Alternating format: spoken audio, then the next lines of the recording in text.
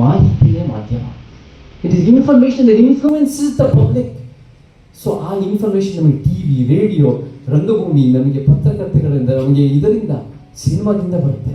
But ನಾವು ಮಾಧ್ಯಮ ಅಂದಾಗ ಬರೀ ಒಂದು ಆಧುನಿಕ ಮಾಧ್ಯಮ ಅಷ್ಟೇ ಅಲ್ಲ, 65,000 ವರ್ಷಗಳಿಂದ ಮಾಧ್ಯಮ ಇದೆ. ಯಾವಾಗ ನಾವು ಗುಹೆಗಳಲ್ಲಿ ಯಾವ ಪ್ರಾಣಿಗಳ ಚಿತ್ರ ಬರೆದಾಗ ಯಾವ ಪ್ರಾಣಿಗಳನ್ನು ನಾವು ತಿನ್ನಬಹುದು, ಯಾವ ಪ್ರಾಣಿಗಳು ತಿನ್ನಬಾರ್ದು ಅನ್ನೋ ರೀತಿಯಲ್ಲಿ ಆವಾಗ 65,000 ವರ್ಷಗಳಿಂದನೂ ಅದು ಒಂದು ಮಾಧ್ಯಮನೇ.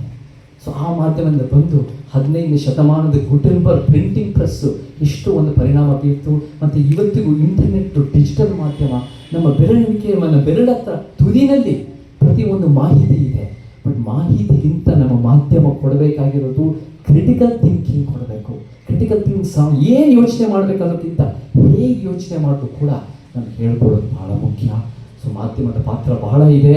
ನಮ್ಮ ಇತಿಹಾಸ 75-77 ನೋಡಿದಾಗ ನಮ್ಮ ಭಾರತದ ಇತಿಹಾಸದಲ್ಲಿ ಯಾವಾಗ ಪ್ರಜಾಪ್ರಭುತ್ವ ಆಳುವ ಶಕ್ತಿಗಳು ಪ್ರಜಾಪ್ರಭುತ್ವ ಅವರ ಕಪಿಮುಷ್ಟಿಯಲ್ಲಿ ಇಟ್ಕೋಬೇಕು ಅಂತ ಬಂದಾಗ ಯಾರು ಮೊದಲನೇದಾಗ ಬಲಿಪಶು ಆಗದೆ ಅದು ಮಾಧ್ಯಮದವರು.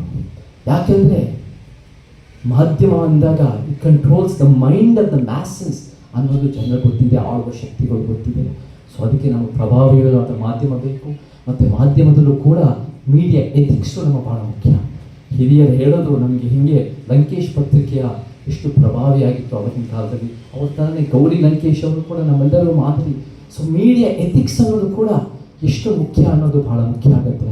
ಕೊನೆಯದಾಗ ಒಂದು ಮಾತು ಹೇಳಿ ನಾನು ಮಾತು ಮುಗಿಸ್ತೀನಿ. ನಮಗೆ ಇವತ್ತಿನ ದಿನ ದೇಶ ಅನ್ನೋದು ಭಾಳ ಚರ್ಚೆ ಬರ್ತಾ ಇದೆ. ದೇಶ ಅಂದರೆ ಒಂದು ದೇಶ ಭಕ್ತಿ, ದೇಶ ಪ್ರೇಮ, ದೇಶ ವಿರೋಧ, ದೇಶದ್ರೋಹ, ಈ ಥರದ ದೇಶದ ಚರ್ಚೆ ದೊಡ್ಡ ಮಟ್ಟದಲ್ಲಿ ನಡೀತಾ ಇದೆ. ಏನಿದು ದೇಶ? What is the nation?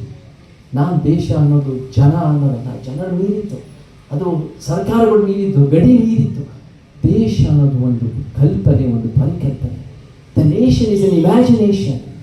ಇವತ್ತಿನ ದಿನ ಯಾವ ದೇಶಗಳು ಸಂಘರ್ಷ ನಡೀತಾ ಇದೆ ಅಂದರೆ ಬಲಪಂಥಿ, ಮಧ್ಯಪಂಥಿ, ಎಡಪಂಥಿ, ಬಲಪಂಥಿಯ ಒಂದು ಹಿಂದೂ ರಾಷ್ಟ್ರ, ಮಧ್ಯಪಂಥಿಯ ಒಂದು ಯಥಾಸ್ಥಿತಿ, ಎಡಪಂಥಿಯ ಒಂದು ಕಮ್ಯುನಿಸ್ಟು. ಇದು ಯಾವುದು ನಮ್ಮ ದೇಶ ಅಲ್ಲ.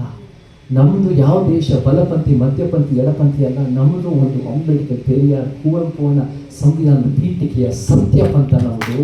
ಅದು ಒಂದು ಸಂಪೂರ್ಣವಾದ ಒಂದು ಸಮಾಜದ ವಿಚಾರ.